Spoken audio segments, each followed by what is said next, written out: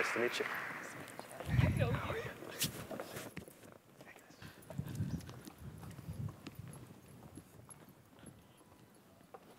Good afternoon. It's the afternoon. Really excited about being here today. So the path for women has been uphill from the beginning of history. The definition of gender roles begin with the simple fact that women can have children and men cannot. Certainly our physical strengths are different, but nothing else should make a difference, yet it has for hundreds of years.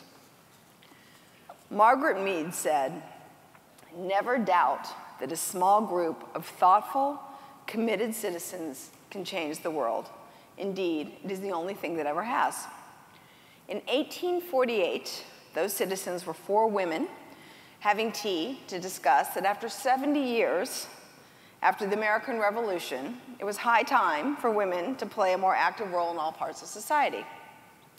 And they drafted a Declaration of Sentiments that set an agenda for the equal treatment of women and men under the law and voting rights for women.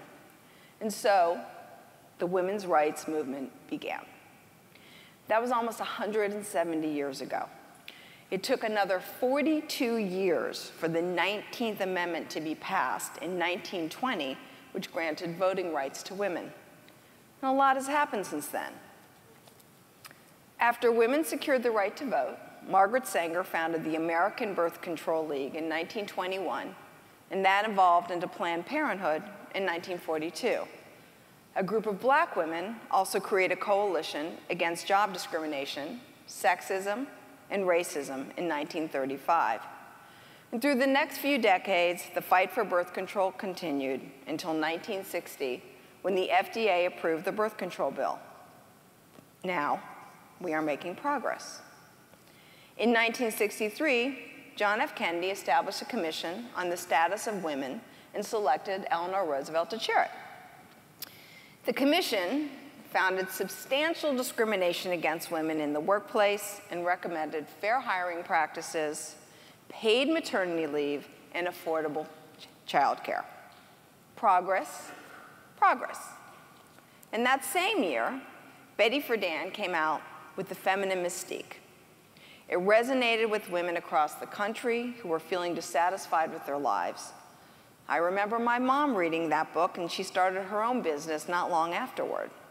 Women were galvanized by that book, and in 1966, the National Organization for Women was formed.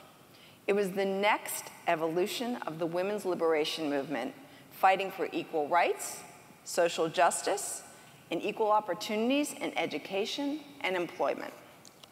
Soon, laws were passed regarding common property, no-fault divorce. Ms. Magazine was born in 1971, and a new voice of feminism entered the scene. Title IX was passed, and Roe v. Wade decision was handed down. Times were changing for women. Title IX has been transformative. It allowed women equal access to education, and that began to change gender stereotypes in the classroom. That law also gave women a right to fight sexual harassment, get scholarships to schools, and all of this gave women a new sense of self-confidence. It was a landmark shift. But I can't help wonder if all this supposed empowerment let the women of the next generation off the hook. Did we stop waving the flag and moving forward for true equality? I did not realize that I was going to be discriminated as a woman until I hit a snag a few years into my first job. I was charging along as quickly as I possibly could, and then someone held out their palm and said, "Stop. Women do not move as quickly as men." I was like, really? Well, nobody was going to stop me, so I quickly left that job and began to forge my own new path. That path included staying home at points while having 3 kids along the way. And through many careers, I found myself in the middle of the tech revolution. I had begun writing a blog, and I was starting to watch the next revolution of the web come into play. It was something we know today is called Tech 2.0. And I was fascinated with a company called Curb Media. I was reading it every day. Curb Media was on real estate, Eater was on food, and Racked was around shopping. And I said to my husband, you know, it's really too bad that you wouldn't invest in a company like this, because this is the future of how we are going to take in content. These short sound bites of information that will create community, and we will, you know, be able to read what's happening in all these different verticals. And he came home the next day and he said, well, they're raising some money. You should invest in them. This could be your next career.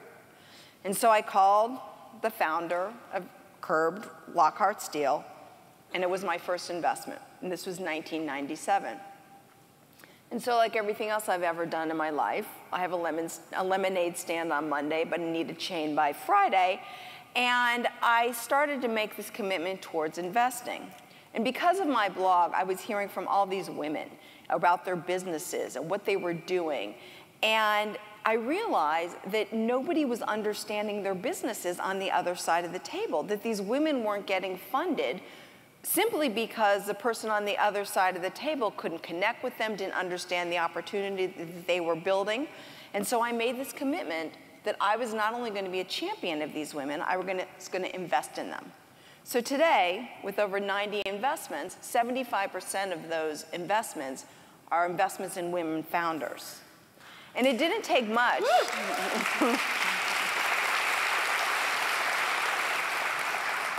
You know, it didn't take much for me to think about this, because again, I look back in history. You know, women invented the windshield wiper, the first computer programmer, the diaper, Kevlar, fire escapes, and even chocolate chip cookies. And if you do any research on many of those women, they had a really difficult time getting funded. And then, with a friend of mine who was a professor at the Interactive Telecommunications program at NYU, she too was getting frustrated in her classroom because there wasn't a gender balance in her classroom that particular year, and she said to me, there are not enough women in tech. I was like, you know, there are plenty of women in tech. The difference between women and men, their counterparts in the same industry, is that women network differently. They don't show up for events that they don't deem as really important, that are going to make an impact in their life. And so she said, well, I want to do something where we can celebrate women. And so we started this event called the Women's Entrepreneur Festival that we now named We Festival. So that was 7 years ago when we started that conversation. And fast forward, the event is no longer at NYU, and in 2017, we'll have this event in New York, Los Angeles, as well as Berlin. And so that has been an evolution too. And remember, 6 years ago, and even though we started this conversation 7 years ago, there wasn't much conversation about women entrepreneurs. Since then, women-owned businesses have grown by almost 30%. Women want more control of their careers while attempting to have a balanced life and a flexible work schedule. Being an entrepreneur is not for the fearful. It is for strong, powerful women and men who have taken that leap into the unknown to own their own destiny. We know, and I certainly do, hands on, front on, is that it's more difficult for women to raise money for their businesses. As I said, I can tell you firsthand that women take longer to build the foundations of their companies before stepping on the gas. And when I look around at the landscape of gender equality, it is refreshing to see so many of the large companies that started in the last 20 years making policy changes that push for equality, such as maternity and paternity leave. We live in a time where families must have 2 incomes to survive, and we are seeing companies make changes because of that. Making men take time off to have their children from the very onset changes the game. It forces gender equality at home, and that bleeds into everything else. The ROI in companies that have women at the helm is higher. Having companies with women on the C team makes for a healthier and more successful business. All of these things start to add up, and that is why I believe we are actually at the edge of a major change. It is a new era of women's lib. You can feel it in the air. Women and equality are a conversation in every single business today. Women superstars who are building companies are being written about daily. More data is being analyzed around gender-balanced companies. And we also have a pretty good shot that the next president of the United States will be a woman. So how do we continue to move forward? I believe women need to unite as a community while we build our companies. Listen, I considered it calling a day after 5 years of We Festival, but it was truly a night of multiple margaritas with my husband and my sister that changed the trajectory of that business. And my husband said to me, you can't give this up. The impact of this event has made on women's entrepreneurs is significant. Take it to the next level. The importance of having a place where women can come to gather, hear, and see other women who have forged their own path is powerful. Being in a room with 400 women who can talk about their business and also talk about how hard a climb it is and when do they have time to even shop is important. And so, like many of you, I am beginning an entrepreneurial path along the side of you. As I said, this event will be in New York, Berlin, and LA in 2017. And so my entrepreneurial path is not only as an investor, it is also as a business owner. I think about those 4 women sitting around the table wanting equal rights for themselves and other women. The reality is the change comes from the outside. We have to continue pushing this movement forward. So, women, as you grow your business with the hope of going public or having a big exit or starting several companies or just building something that really makes a difference, it is important for all of you to stay in the public eye while doing that. We are the role models for the next generation of women to continue the movement of equal rights for all. We need to do that for the young women who are now age 8 or 12, and they can point to any of us and say, I want to be that person. I can do it because she did it. And there are not enough of us yet at that level. And I do believe, after seeing so many women's businesses get funded and grow over the past decade, that we're getting there. This is an ongoing women's movement that started back in 1848. Let's continue to build this community and our businesses so that all glass ceilings are broken. It is up to all of you, women entrepreneurs, who are taking control of your own lives by building companies that will establish equal opportunities for all women. Our businesses are our voices. Let's use them. Thank you.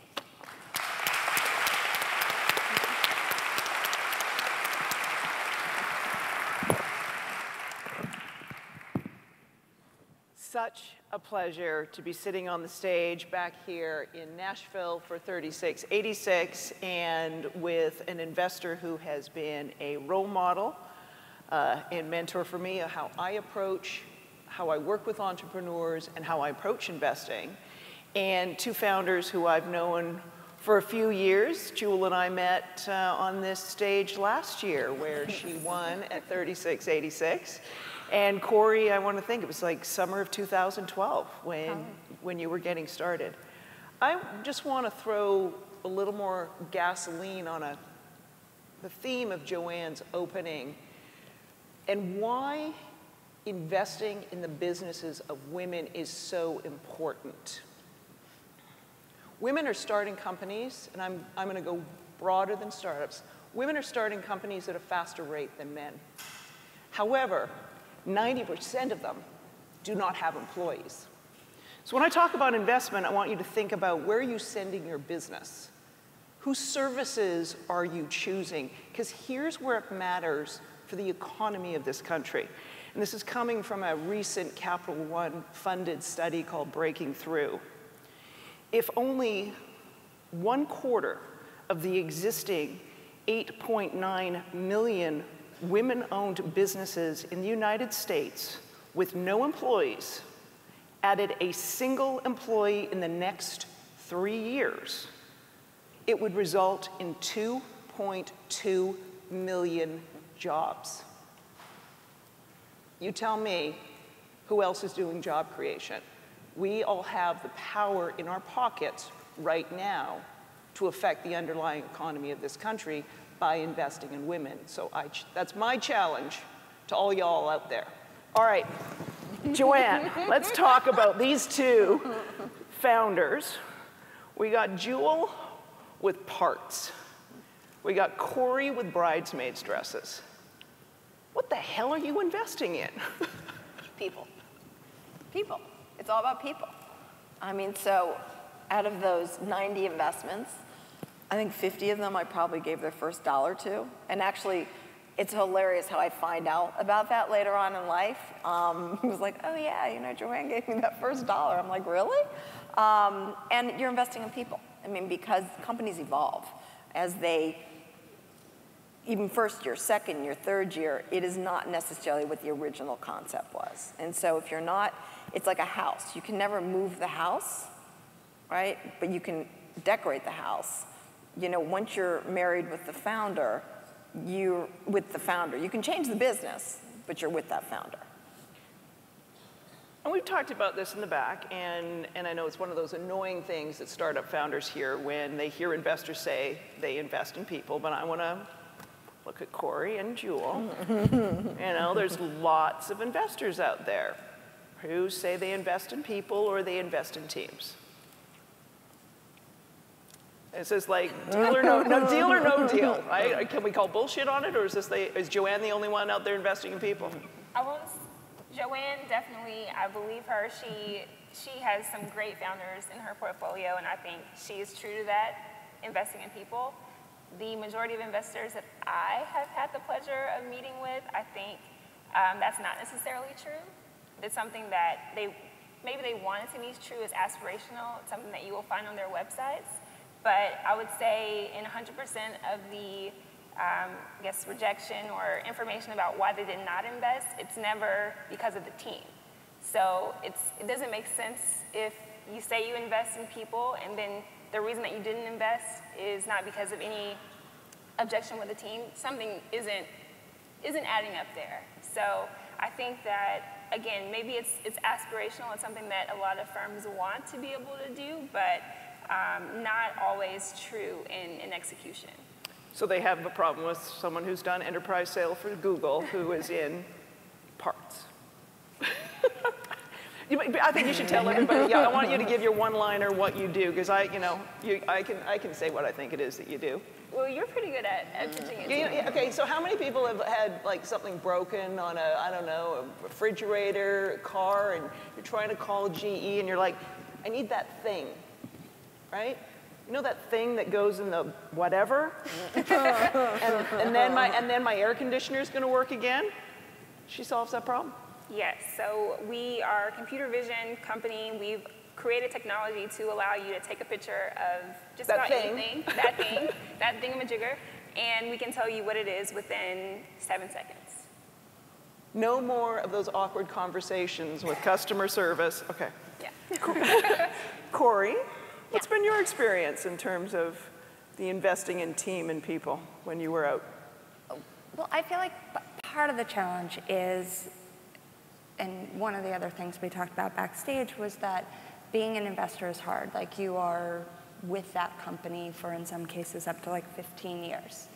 And I think one experience I had pitching my business was really, really insightful for me in terms of, I got all the way through the pitch. It was with an investor who was kind of the, not the Shark Tank type, but like he was lobbing questions at me and I was answering them. And he got to the end and was like, when I'm investing in a company, I really have to be passionate about the project. And I have to be passionate about the product because I'm going to spend so much time with you. I'm going to spend so much time with this business. And I can't see myself ever being passionate about bridesmaids dresses. And again, I had the retort that you cannot hate bridesmaids' dresses as much as I do.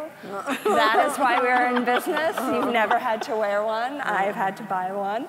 But I think that's part of the problem.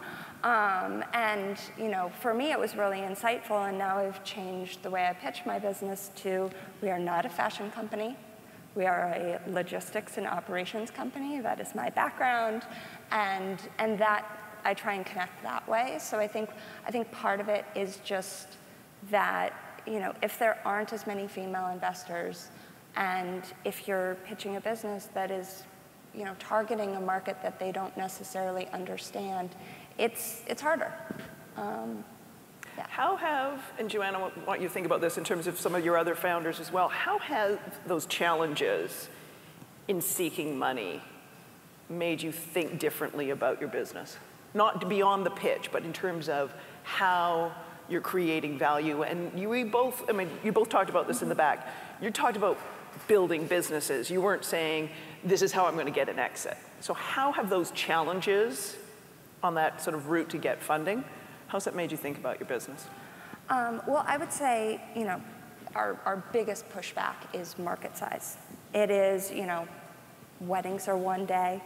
Expensive it's day. a big, expensive day, but people worry that, how big is this market? And, there's 9 million bridesmaids every year, so I would argue that it's a pretty big market. But it really forced me to go back to think about what are the market dynamics. And I think if you look at what makes a company successful, not just for the short term, but for the long term, it is that you are doing something that not everybody else is doing.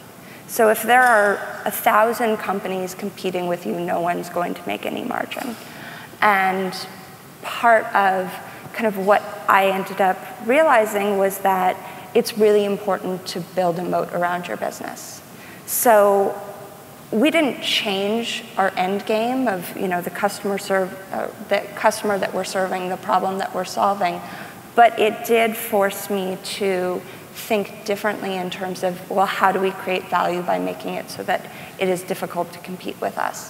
What do we invest in that makes it so we have a major competitive advantage on all fronts? And I think that, I think in the long term, that's going to help our business. Yeah, for me, I think early on, I kind of understood that my job was to de-risk my business as much as I could for people I would be presenting it to. So, my first big thing was, can this technology even work? And that was a big question early on, is like, can you build something that really hasn't existed before for these types of products? And that was a huge hurdle to jump over, but I was focused on getting a team together that could actually help me in building out this sort of magical technology. And so that was the first check. And then I thought, okay, we built the technology, it works, we can show it to people, we're definitely gonna be able to get some money. No, it didn't work. So then it was, okay, well, I need to get customers who can prove out that this is very valuable to them and they want to take on using this technology. And then I got customers. And then taking them back and say, okay, great, we got customers, we got technology, we got a team, where's the money? And then we got a big market. Huge market. So, it's still been difficult, even though I've constantly taken the feedback from meetings and conversations and really just focused on just creating a business that's foolproof. And it's gonna work because we've focused so hard on these key factors. But again, I think that just makes it so we're getting more and more valuable, adding more and more to sort of what we're offering. So it's sort of a double-edged sword. In one way, it's really good because we're building a sustainable business. And the other side is it's kind of difficult because we're not able to push as hard or grow as quickly as I want to because we're restrained by the fact that we haven't been able to raise as much capital. Yeah. You're nodding down there, Joanne. What was that? Yeah, I mean, I see it with so many women, and it's frustrating. I mean, there's this one group that I'm invested in, and there's a woman in the C team, two guys started, and I like what they were doing. So I do invest in men as well. They just have to be like so much better. And,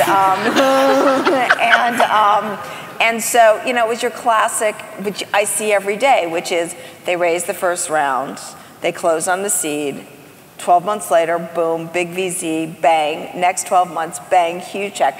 And I'm thinking, why? Like, why isn't this happening for everyone else? This is so frustrating. And, you know, it is, I think one thing about women is that it does take them longer to sort of build those businesses. In many ways, they're scarred from the fundraising activities. But in the end, because of those scars, they build much better, long-lasting businesses.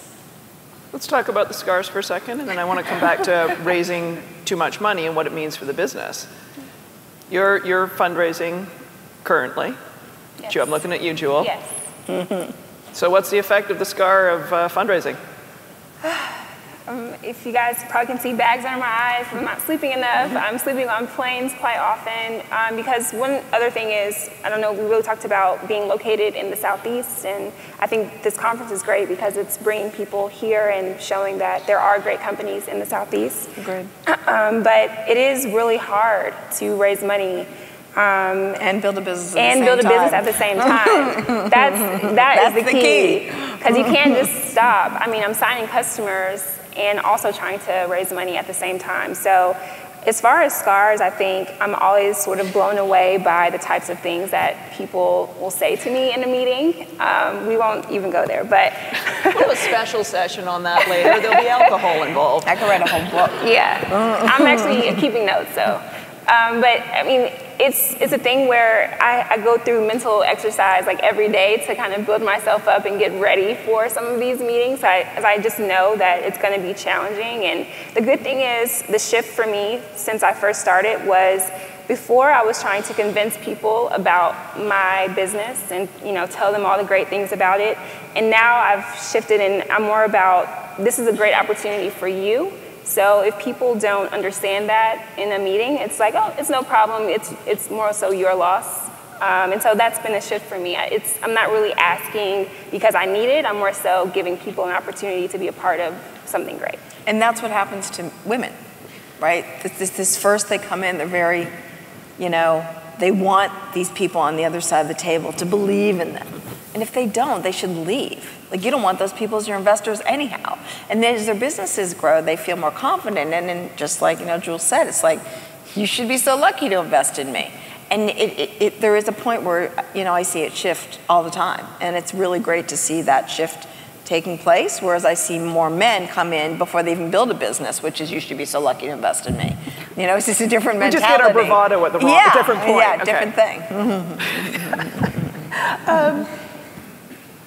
You mentioned before in terms of, and using the example, taking multiple rounds of VC funding. Can startups take the wrong money? Oh, yeah. I mean, listen, money is money, right? And particularly at the beginning, you know, I've heard from one woman I invested in, she's like, I really don't like them. I was like, but they're going to give you a check for $250,000. So let's figure out how to compartmentalize them. And we'll take their money, you know, so you can move forward on your business. Yeah, you can take wrong money. I'm with a company right now who that investor should not be in that business. They really are not early stage investors, and they're torturing the founders at board meetings because they really don't understand the trajectory of what you should be hiring at the beginnings of your company and what your work org chart should look like. You know, they're telling them to hire people that make no sense, that where would you plug them in when you don't have anything underneath it? So yeah, you can. And you can raise too much money early on as well. And I think you have to have a product before you raise money. I've seen companies raise ridiculous amounts of capital without a product, and then by the time you like putz around with that money, you know, you burn through all this cash trying to figure out your product. I think you're much better off being scrappy. Get something there together and I mean, there is a cadence to how all this money is raised. I mean, you see it consistently. You know, right. You raise, it's good for 12 months, and you raise again, it's good for 18 months, you raise again, hopefully it's 24 months, and I think we'll see more and more, particularly women who are scarred by this, on the 24 months. They're going to figure out how to be profitable. with these businesses that have moats around them, that they hopefully would either say, yes, I will take that huge check to put the foot on the gas, or I don't need to take that check. I'm growing on revenue. Right. Not a bad idea. Let's talk about where you found your investors. You found Joanne, but you've both had to create a lot of spreadsheets and travel to a lot of states and find, not the typical, so to speak. I think we all have as I like to say, sort of a TechCrunch view of who investors are, and it's a VC and they're in Silicon Valley, and that's not the only investors who are out there. So can you both talk about that process of how you found investors, like what you did, and then, generally speaking, where you found some, beyond Joanne, some of the good money out there? I cold emailed Joanne and said, this is what I'm building. Can we meet for coffee? And so she was our first money in. And then I think it's really, I almost approach it as figuring out who out there has invested in something that isn't competitive, but is similar in some way to what we're doing. And then trying to find connections to them. And so that was part of it, and then a lot of it is just once you get those people invested in you, then using their connections.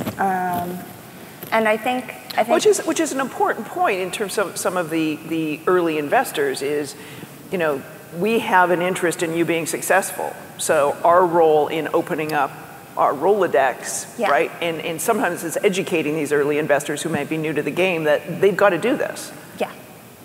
Well, and I feel like then you end up finding, I think I'm very fortunate that I think everyone who is invested in us, I really genuinely like as a person.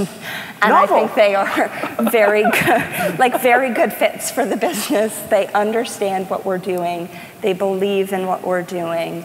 And I think a lot of that is, some of it is just when you meet somebody you know. So I've had conversations where it's taken 15 minutes to get somebody to invest in the business because they get it. And so I think part of it is just finding those people. Yeah, I think for me, networks are super important. I realized that pretty early on.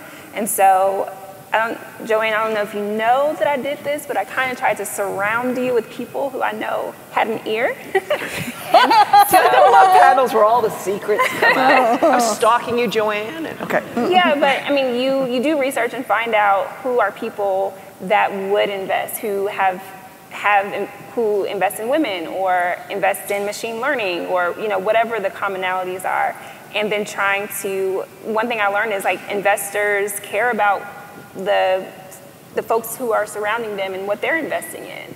And so the intros from someone who's trusted, that's been super helpful. So when Joanne came in, and she made intros, and then that helped to move things along as well.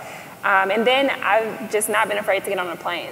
I was sharing my largest investors in Billings, Montana.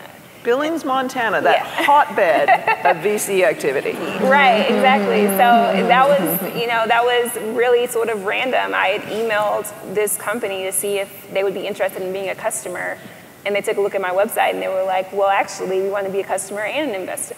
So, just... Come on the plane. Yeah, I'll be there. Where's Billings, Montana? Who flies there? Yeah. Right, exactly. And so it's just getting creative because I realized, it's not going to be the traditional road. It's going to be getting scrappy and figuring out where are people.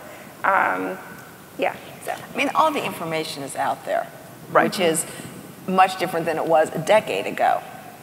So, I remember even 5 or 6 years ago, I'd say to someone, how'd you find me, right? But now it's just like, how could you not?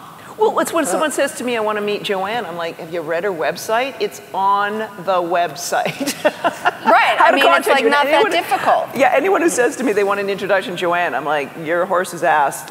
She says on her website how to get in touch and reach out, and here's the email address. Yeah. And I answer the emails. Yeah. Fastest person on email.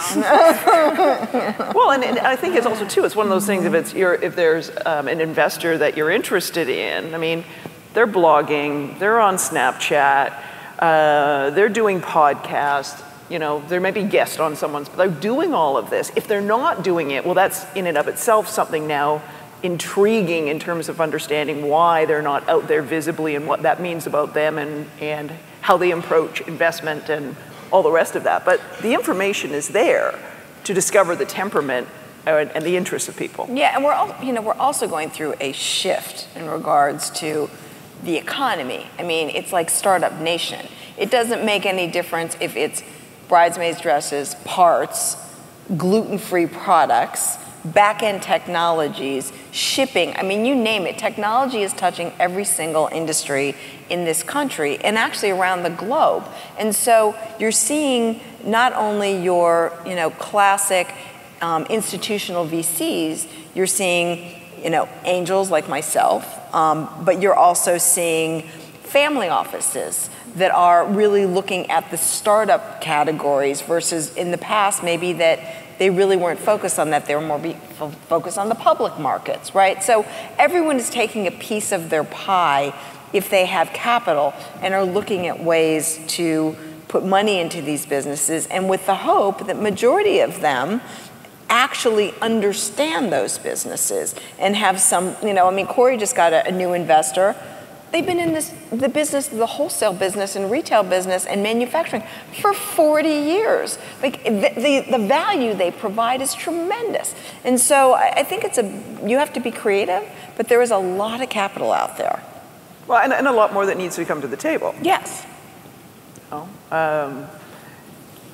Let's just quickly talk on market size, because that's one of those other things besides team and people. Investors want a big market, but sometimes a market is too big.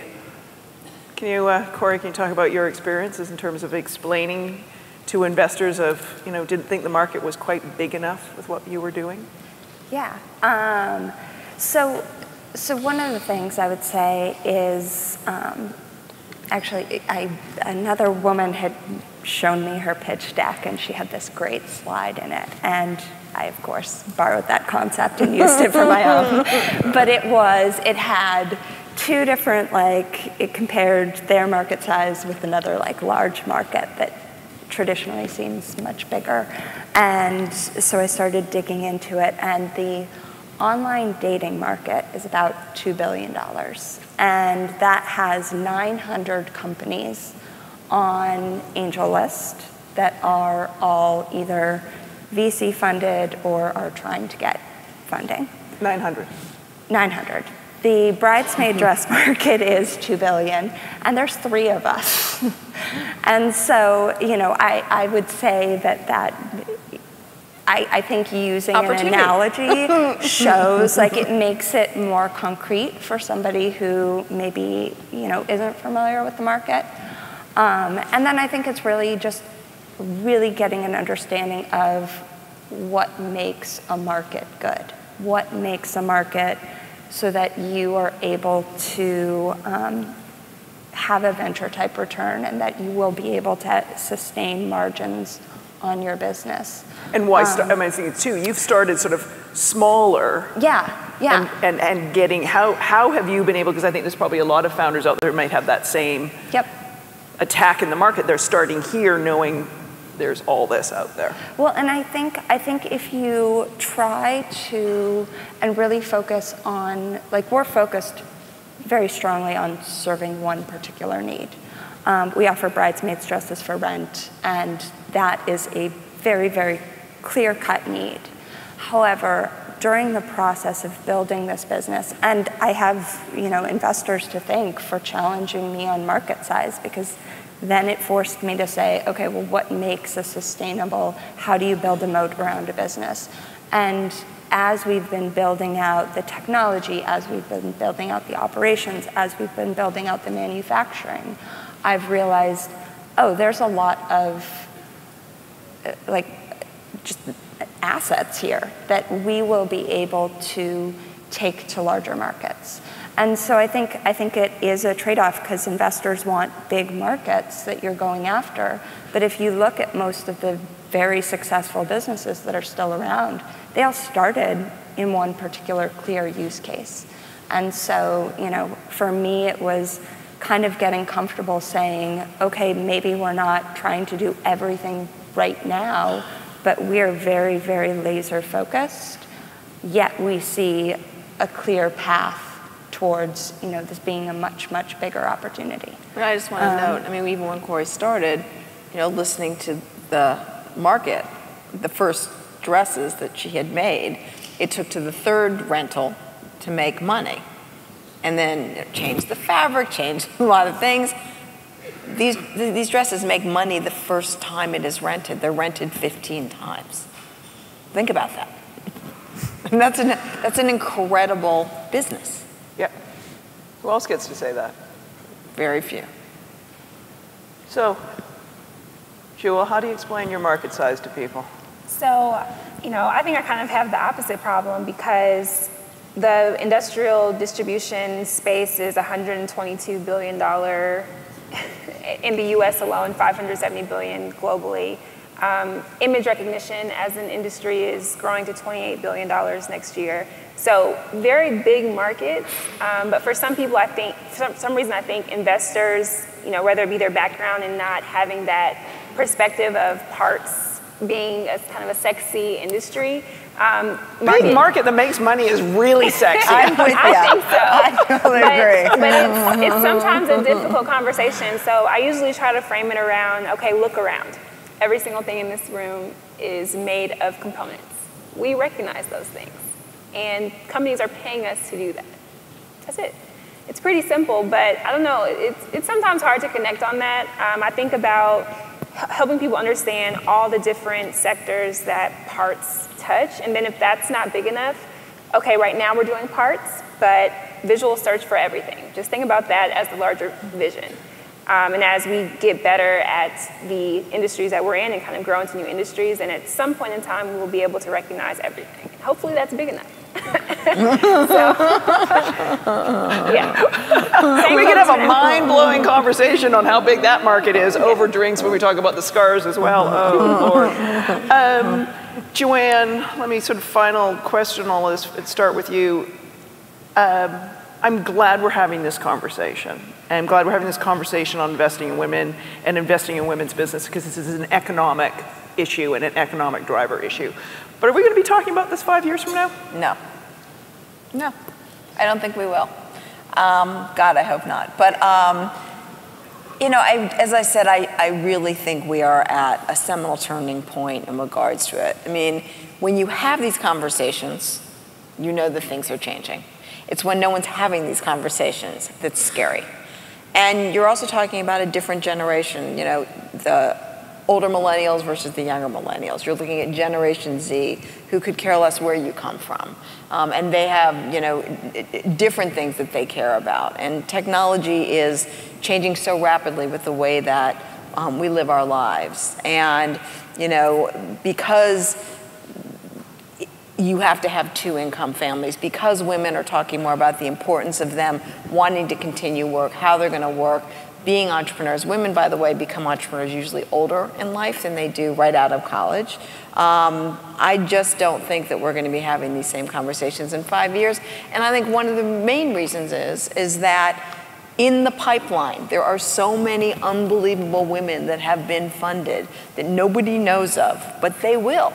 And it will be maybe a couple years from now, we are going to start seeing, like, all the time, women's businesses go public, sell to large corporations, whatever these things may be that you read about them, that they're doing $200 million a year in revenue and they're just going to continue running this business that's profitable.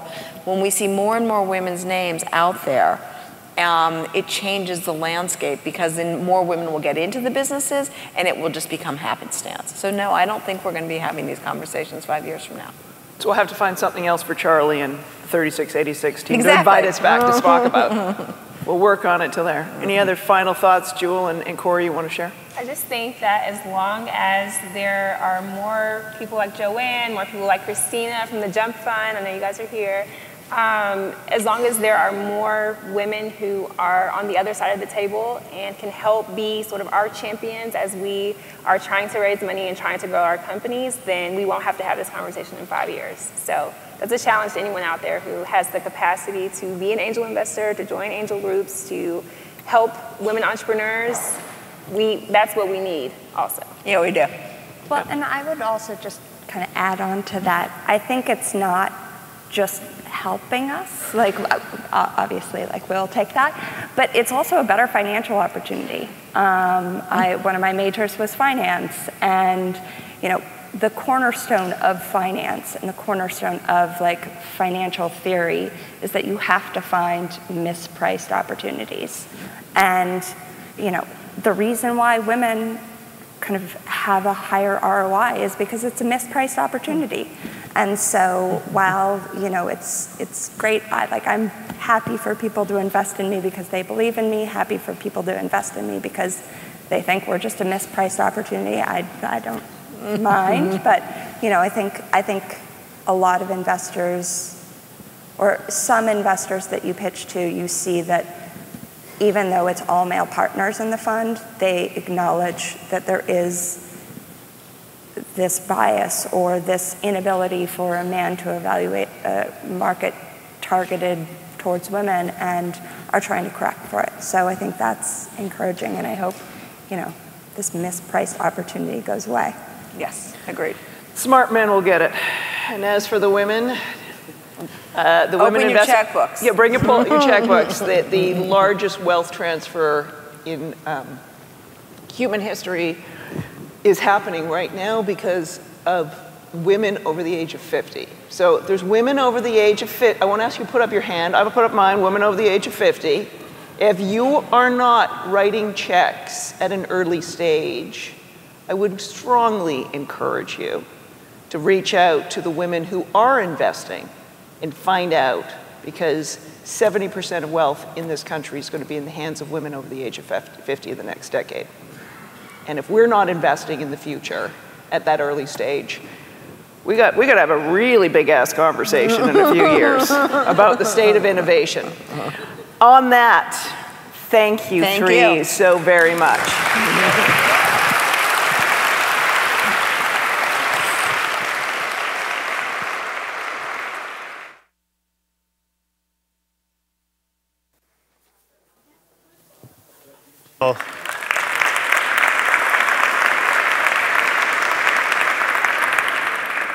In case you guys are interested, there's also a podcast called Startup, and in season 2, they followed a group of women founders, and it was actually a fascinating season to listen to.